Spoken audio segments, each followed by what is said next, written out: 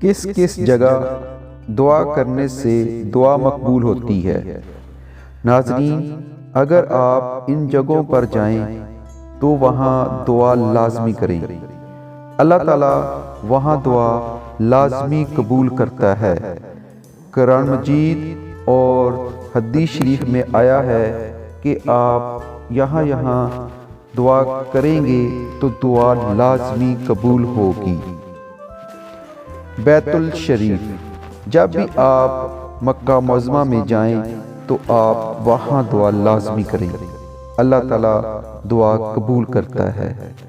مسجد نبی صلی اللہ علیہ وآلہ وسلم، بیت المقدس میں دعا قبول ہوتی ہے۔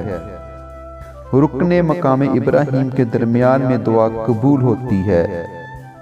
رسول صلی اللہ علیہ وآلہ وسلم نے فرمایا، رکن اور مقام ابراہیم کے درمیان ملتزم ہے، اس جگہ جو بیمار مصیبت زدہ دعا کرے گا وہ اچھا ہو جائے گا، اللہ تعالیٰ اس کو صحت اور تندرستی عطا فرمائے گا۔ بیت اللہ شریف کے اندرونی حصہ میں حدیث شریف میں ہے، رسول صلی اللہ علیہ وآلہ وسلم جب بیت اللہ شریف داخل ہوئے تو اس کے گوشوں میں دعا فرمائی۔ نبی اکرم صلی اللہ علیہ وآلہ وسلم نے چاہے زمزم کے پاس دعا فرمائی۔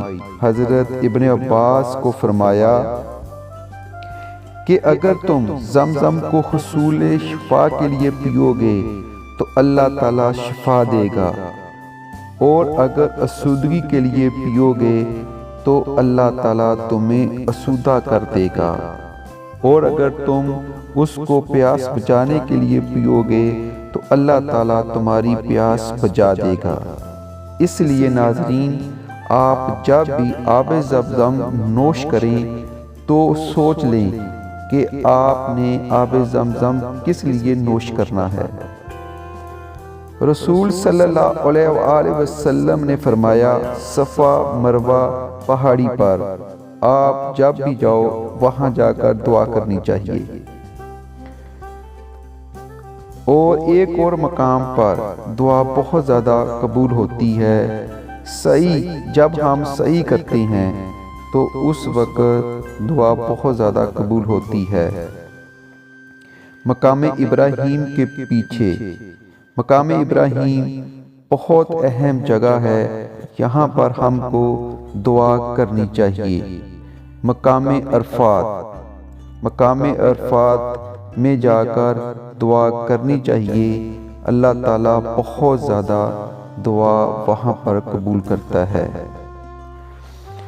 مزدلفہ میں اللہ تعالیٰ دعا کرنے والے کو کہتا ہے، میرے پاس آ، میں تمہاری دعا قبول کرتا ہوں۔